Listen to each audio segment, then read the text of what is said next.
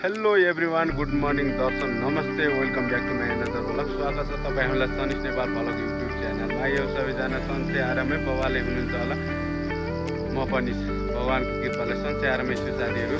आज after long time पछि vlog जोड्दैछु। भ्लगलाई चाहिँ अन्तिमसम्म हेरिदिनु होला।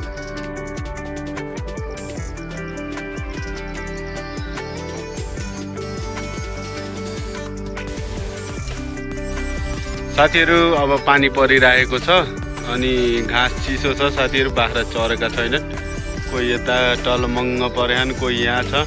अब जङ्गलतर्फ लैजाम भने पनि म एक्लै छु साथीहरू, लान पनि अब सक्दैन।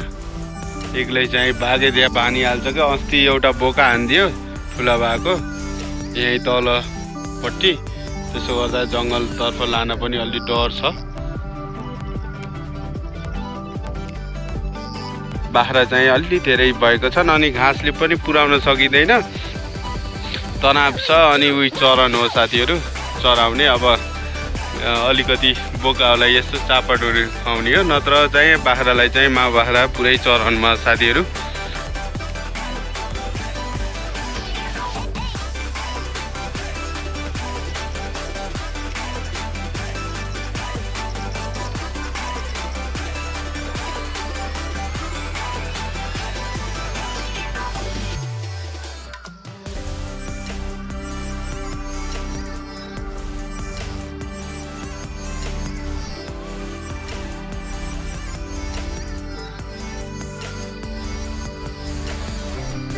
ल है साथीहरू, बाख्रा पनि चरिरहेका छन्, देख्न सक्नुहुन्छ मजाले चरेछन्।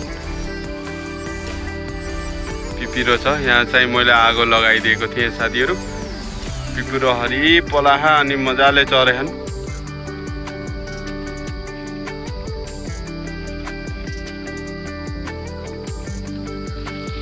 यता फेरि बाघ बस्ने ठाउँ हो यहाँनिर।